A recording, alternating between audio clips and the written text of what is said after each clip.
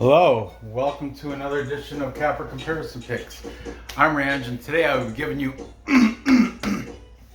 excuse me, the Capper Comparison Picks for UFC Vegas 33, the early prelim fights. First off, before I get into that, let's go over, just quickly, let's go over last week's card. I did fairly well, can't complain. I made plus money. I did end up in the green. I'll explain quickly. Okay. Right from the start, I got Belbita, beat Goldie, got that. Sarge, beat Elise Reed, got that. But then I picked Andre Ewell for the upset. He didn't pan out, obviously. Got TKO'd in round 2. Then I chose Adrian Yanez to beat Randy Costa. So that was all right. I went 3-1 that day.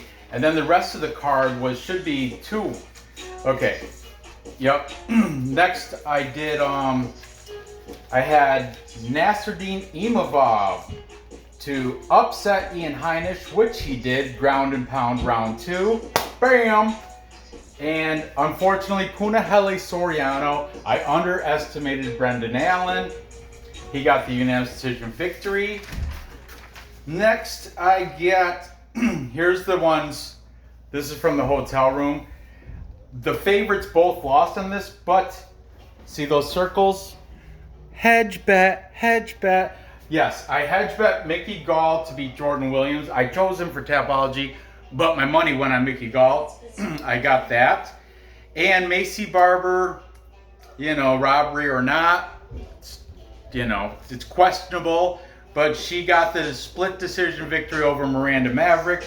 Hedge bet, win-win situation. Next, here's a big payout.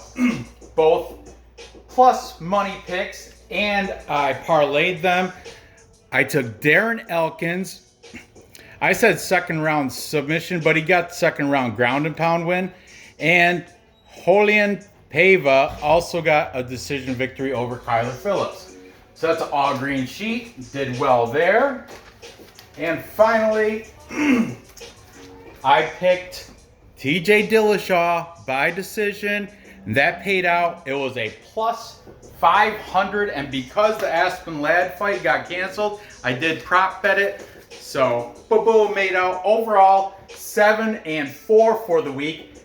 Not bad, guys. Not bad. 7-4. I'll take that. Take that every week as long as they line up right and I get my money right. So, there you have that. Plus money for UFC Vegas 32 was a plus money maker for me. Let's go right into this because there are 4 fights to cover here. Because this might be a crappy card. However, 15 fights on this card, so that's a lot of gambling so that's fun, right? Anyway, this will be my early prelim 4-fight show. The rest will be 3 fights until the main events. So, let's start out with the curtain opener at men's flyweight. We've got Ryan Benoit. It's not Benoit, like the former RIP Chris Benoit, Rabid Wolverine. Anyway, Ryan Benoit, babyface, is taking on Zarrukh, the Lion, Adashev. Ryan Benoit comes in, record of 10-7. He is the rightful favorite here at minus 131. The line just barely budged. It moved it was minus 134, so whatever. Zarrukh Adashev, record of 3-3. I don't even fighting out of Brooklyn, but he's from Uzbekistan. I guess fighting out of the Lions Martial Arts Center in Brooklyn. Never heard of it. He's at a plus 111. These odds are from Bet Online as of just a few minutes ago. Over-under set at 2.5. Over minus 130. under plus 100, so that means the book thinks it's going to go to decision. So we got babyface Ryan Benoit. He's coming off a loss to Tim Elliott. Matter of fact, both these guys have been lackluster in their last 5 performances. Zarrukh Adashev is coming off a loss to Madarji Su Madarji, I don't care how you say it, by unanimous decision. We'll go back to the favorite. Ryan Benoit has a 3.5-inch reach advantage. Both these guys are the same height. Ryan Benoit is fighting out of Seksun Janjira Muay Thai. That is in Plano, Texas. Interesting fact, Ryan Benoit back in 2006-2007 did get second place for the state high school Texas wrestling championships in high school. So even though you haven't seen it in his past performances, he does have some wrestling. He does have some wrestling skills. Like I said, I'm high on people that make it to the state wrestling championships for high school, and he did 2 years in a row, got second place, never could take home that top place finish. Zarrukh Adashev, he is coming off a loss, like I said, to Madarji Su. He's 3-2 in his last 5. And yeah, he's got a cool hat. I mean, honestly, I don't see why he's, with the professional record of 3-3, I don't get why he's in the UFC, but still, he might have something, I don't know, for Ryan Benoit here. But Benoit obviously has the experience advantage, and like I said, he's got that wrestling. So let's see what these cappers have to say, starting with, also, you know what, Ryan Benoit is 2-3 in his last 5, so not a good look for him either. Let's see what these cappers have to say. First, we've got, let's see, MMA experts, that's AJ DeVito. He's saying Benoit by decision. And then jump over here, we've got UFC celebrities and classics. That's Vlad, the Bulgarian cowboy. Once again, Vlad, thank you for the mini flag. Nora likes it. He's taking Adashev because Capper says he has to take the side. That Capper's me.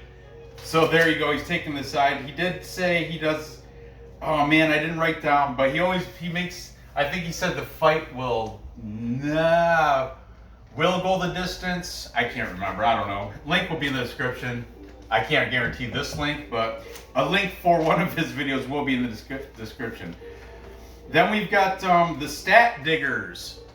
That is DFS by the numbers and his Uncle Wheezy. Stat Diggers, let's see, Wheezy said within distance, and DFS Brady, he did side with Benoit. Both of them are leans. They are not betting this, but taking a side, they're both taking Benoit. Okay, moving over, we've got Tiger Bomb. Tiger Bomb is Johnny and Jose. Johnny is taking Adashev by decision. However, Jose is taking Benoit. He's not confident with the pick, but he will take that side in that contest. Then we've got, finally, we've got Perfect Parlay Pursuit. The only one taking Benoit out of the 3 is Luke, but he is not betting it, but he is not making this a Triple P certified pick because the other guys, Alex and Dan Batman, are both taking Adashev here for the victory. So there you have it. I am also taking the favorite here. I know I like plus money and all that good stuff, but sensibly, I told you I do like people with college or high school state championship wrestling experience. It takes a lot to get to the state championships. I mean, in the entire state of Texas, which is a pretty big state, Ryan Benoit in 2006, 2007, there was only one guy better than him. I don't know who that was. I didn't dive that deep into it, but he does have some championship level wrestling back in high school. I hope it reflects in them. He's and like I said, his school, the training center where he goes to, Saekson Jinjira, that is a predominantly Muay Thai school. So that's why he's been liking the stand-up. I think he's going to get it done by decision. I think he's going to have a bunch of control time and get that victory over Adashev. Moving on. Next, we've got, oh boy, Orionkoski. That's Louis Cosce's brother. You might remember them from the Contender Series. They're from an Indian reservation in California. Orionkoski 7-0. Louis Cosce was undefeated too, but he did lose his UFC debut fight. Orionkoski has yet to have a UFC debut fight. In the Contender Series, he is coming off a win against Matt Dixon. He had a nice ground and pound with from the crucifix in round 3. So that was pretty impressive. Against, I don't know who Matt Dixon is though. And you know what? Another thing about Cosce, 7-0, all his wins are by finish. Okay. He is fighting out an alpha male, and he is the favorite here at -161. However, money's come in on Philip Rowe because this -161 used to be a -190. So that means money, actually, no, that means money's coming in on, money's been coming on Philip Rowe because it went down from 190 to 161. They're trying to make Cosce a little bit more attractive for the bettors. Okay, Galaxy, Orion Galaxy Cosce. I get it, because Orion's a constellation. Anyway, Philip Rowe, the Fresh Prince. He's like the Wish version of Will Smith, if you look at him. I mean, he's got, he's, whatever. I guess you can see there is a similarity, but I mean, I don't see it, but whatever. Philip Rowe is coming in with a record of 7-3, the underdog at +145. He's got a 4-inch height and 8.5, 9-inch reach advantage over Cosce. Keep that in mind. He is coming off a win against Gabe Green, and he's no, I'm sorry, not a win, a loss. He's coming off a loss to Gabe Green. Gabe Green beat him a unanimous decision. He trains out of Florida, out of Fusion XL. I heard that one of his main training partners is Rodolfo Vieira, who you guys seen do that guillotine choke. Was it last week or the week before? Oh, it was the week before last. He had guillotine choke victory. Anyway, so you got to think Rowe knows his, he's got a little bit of BJJ experience. He knows how to do it on the mat. Interesting fact that Tiger Bomb told me, or I think it was Tiger Bomb, or maybe it was Perfect Parlay Pursuit. He opened up a stereo store. Weird stereos, like Crazy Eddie from back in the, well, Crazy Eddie was back in the 80s. You guys are all too young to know about Crazy Eddie, but yeah, Philip Rowe, I guess, opened a stereo store, and this was like within the past couple weeks, I heard. I think it was from Dan the Betman. So, I don't know about that, but yeah, Philip Rowe, the underdog, +141. Cosce, 160. Oh, and this was a plus 150. So now that shows money has been coming in because they're trying to get more money on Cosce, making him a little more attractive for the bettors. Okay, let's start with the favorite and see what these, since I mentioned Perfect Parlay Pursuit, we'll start with them. Perfect Parlay Pursuit, Dan and Alex are taking Orionkoski. But Luke is on board with which version of Fresh Prince of Bel-Air, Philip Rowe. And then we've got Stat Diggers. They're split on this. Stat Dig. Wheezy, Uncle Wheezy is taking Cosce. He thinks the wrestling of Orionkoski is going to come into play, and that's where he thinks he's going to get the better path to victory. However, you got to remember, Philip Rowe training with Rodolfo Vieira, he might have some ground game. I don't know. However, Cosce does have a very forward pressure when it comes to wrestling. From what I saw in the Contender Series, to be honest, I didn't watch a lot of it, but that is there. However, Stat Diggers DFS is taking Philip Rowe. And he's also taking the violence bet. He thinks it's going to be under 2.5. We're right under here. So Philip Rowe within distance, but his bet is the under. He's leaning Philip Rowe. Okay. Next we've got Vlad from UFC Celebrities and Classics. He's also taken Orionkoski. And we got both the guys from Tiger Bomb. Johnny says submission, second round. Man, I can't. I just put sub. Jose is also taking Philip Rowe, but he did not say method. And we've got, finally, to wrap it all up, we've got AJ DeVito, MMA Experts, taking the underdog in Philip Rowe by KO in the second. Probably, I think he's, because of his 9-inch reach advantage and his 4-inch height advantage, he thinks it's going to happen. So, against the undefeated Cosce, but Cosce this is his UFC debut, so you got to consider that too.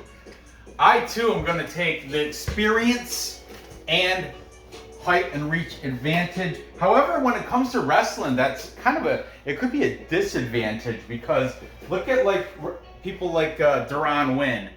You know, he's like 5 foot nothing, and he ends up winning through the wrestling against taller fighters all the time. So that's really, I don't know if Cosce's strong point is wrestling, but I do like that Philip Rowe's training out of Florida, the Fusion XL, with not only Rodolfo Vieira, but also Jacare Souza's there. So that gym you got, but Cosce's out of Alpha Male. And from what I heard, Alpha Male, Uriah Faber, he likes to grease judges' hands. That's just a rumor. I can't verify that, but the cappers have said that rumor does. I mean, take it with a grain of salt, you know. But I'm gonna go with the plus money. I'm gonna take Philip Rowe here, and I think he's gonna get it done by submission, because I think it's gonna go to the ground. But Philip Rowe is gonna manage to get something, maybe an arm bar. I saw him trying to get arm bars, guillotine, chokes. He's gonna try to do something on the ground. He's been training a lot with Rodolfo Vieira, Jacare Souza, so I'm sure he's gonna, I'm not sure, but I'm gonna go with submission for Philip Rowe. And I don't have to pick the round because he's already a plus number, so that's just gonna plus that even more. Moving on, next, finally stand up. We've got Trevin Jones taking on Ronnie Johnny Lawrence. Tiger Bomb, that was Johnny that said that, because he reminds him of, or was it Jose? One of them from Tiger Bomb called him Ronnie Johnny Lawrence, because Johnny Lawrence is the, Karate Kid, opposition of the Karate Kid. So, but does he have a nickname? Yeah, Ronnie the Heat Lawrence and Trevin 5-star Jones. Let's talk about the favorite first in Ronnie Lawrence. Ronnie Lawrence is 7-1 as a professional. He's coming off a win against Vince Cachero, where that was his UFC debut, and he ended up beating him by ground and pound in the 3rd round. Ronnie Lawrence trains out of, it didn't mention the school in Tapology, but it did say Nashville, Tennessee. He's got a 1-inch height advantage over Trevin Jones. Trevin Jones, 5-star Trevin Jones, 13-6. He's coming off a win against Mario Batista, ground and pound also in round 2. Mario Batista is pretty good. I think Mario Batista is decent, but I think he underestimated the skills of Trevin Jones. Before that, Trevin Jones knocked out Timur Valiev, ground and pound round 2. However, it was overturned because of marijuana in his system.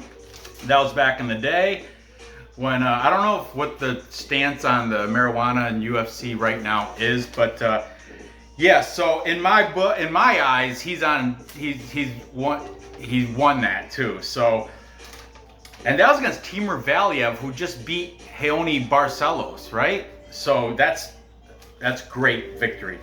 He's got a slight half-inch reach advantage. That's nothing.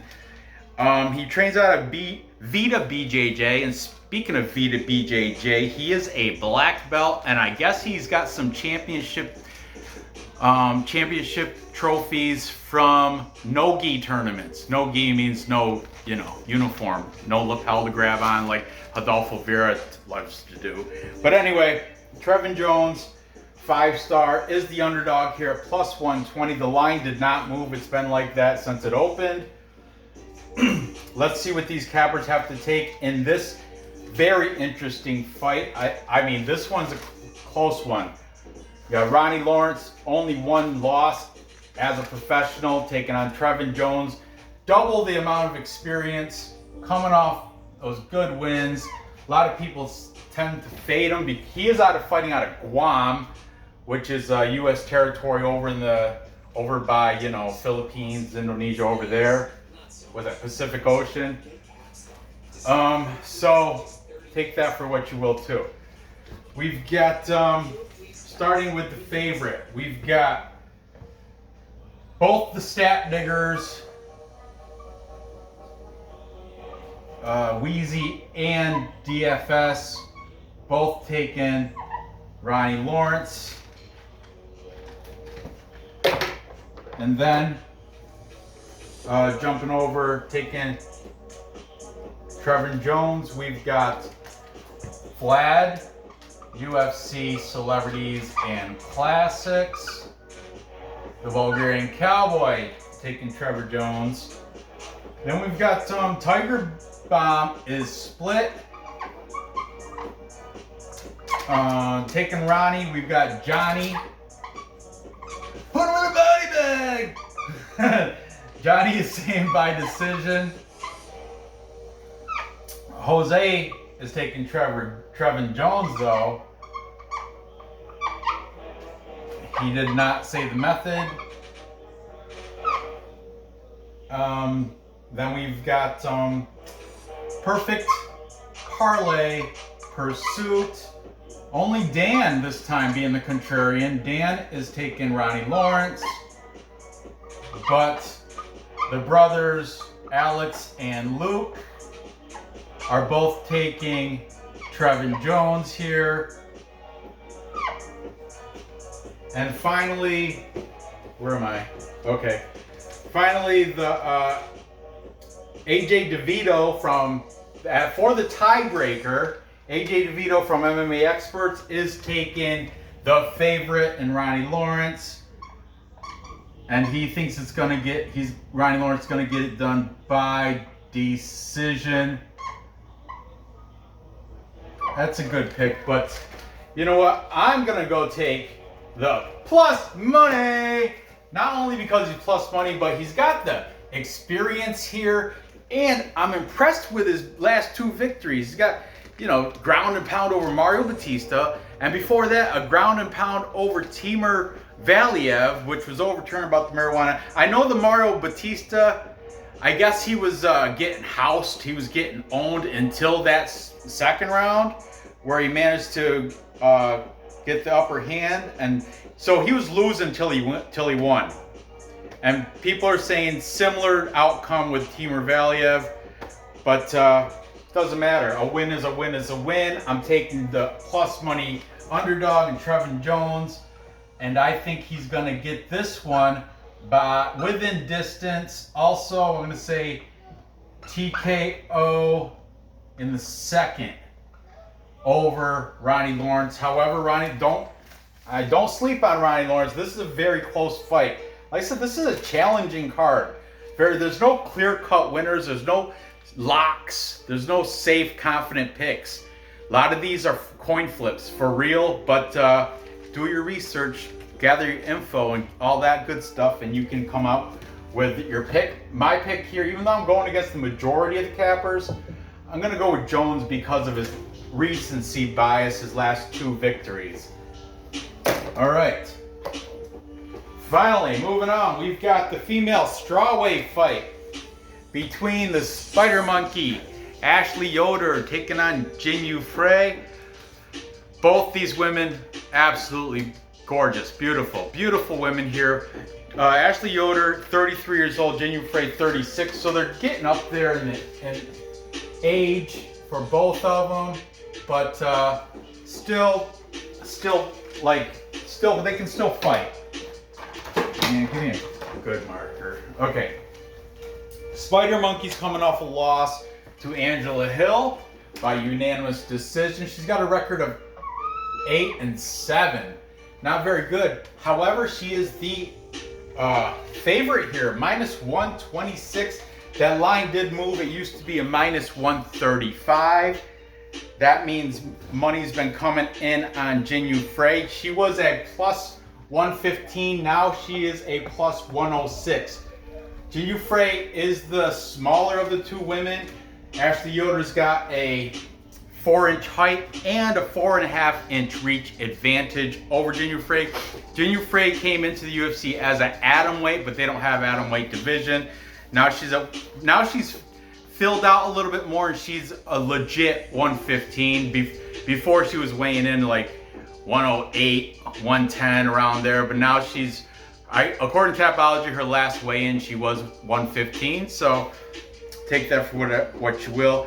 Ashley Yoder trains out of Team Quest in California. Jinh Frey trains out of Genesis BJJ in River Oaks, Texas. Okay. Jinh Frey also is coming off a win against Gloria DePaula, who is later in this card fighting Cheyenne Buys. I don't know why they're up on the card and these guys are down on the card. It should be flip-flopped. Maybe they'll change the order or something. But yeah, Jinh Frey did have a unanimous decision victory over her. So over Gloria DePaula in her last fight. So let's see what these cappers have to say with this fight, starting with the favorite in Ashley Yoder. We've got AJ DeVito, MMA experts. Female fight, all these guys pretty much are going to say decision. The decision prop, look, -325 to go the distance. So AJ DeVito taking Yoder. Then jump over here, we've got UFC celebrities and classics. Because Capper says take a side, he took a side, he took Jinh Frey. I think Jinh Frey is a Korean American too, if I'm correct. Okay, we've got both the guys from Tiger Bomb in agreement, taking Ashley Yoder. Both are saying by decision, of course. Then over here we've got perfect parlay pursuit. Only Alex this time. I think he's kind of a simp for Jinh Frey. I'm not sure, but he was the only one taking Jinh Frey here. By the way, Johnny from Tiger Bomb is in love with both these ladies. But Alex, Soul, Perfect Parlay Pursuit guy, no triple P certifications on this entire 4-fight show here. Because, yeah. Oh, Dan, you know what? Dan taking Yoder. Luke never, I watched the thing, Luke never gave his pick. Link will be in the description. Watch it. Luke, he just never, I don't know, they must have slipped his mind. He never gave a pick. So we got Dan, Alex taking Frey, Dan taking Yoder. Then we've got Stat Diggers. Both of those guys, Wheezy and DFS, by the numbers, are both taking Ashley Yoder to get this done. They do not feel comfortable betting it. It's a female fight. But there you have it.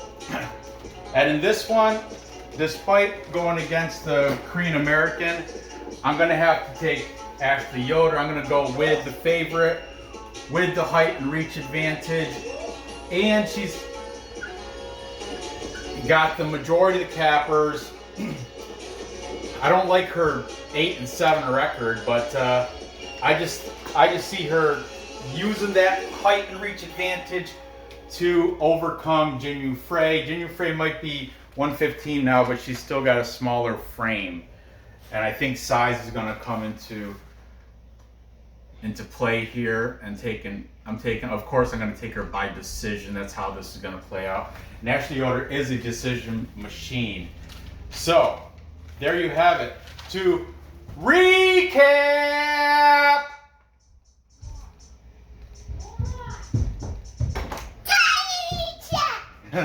thank you.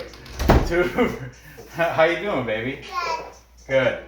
To recap, I've got Ryan Benoit beating Zarrukh Adashev by decision, and then I got Philip Rowe upsetting Orion Cosce, also upsetting him and doing it by submission, because I told you why. It's because his training partner is the black belt Hunter, and I think it's gonna go to the ground. Cosce might have better wrestling, but that's not the same as BJJ.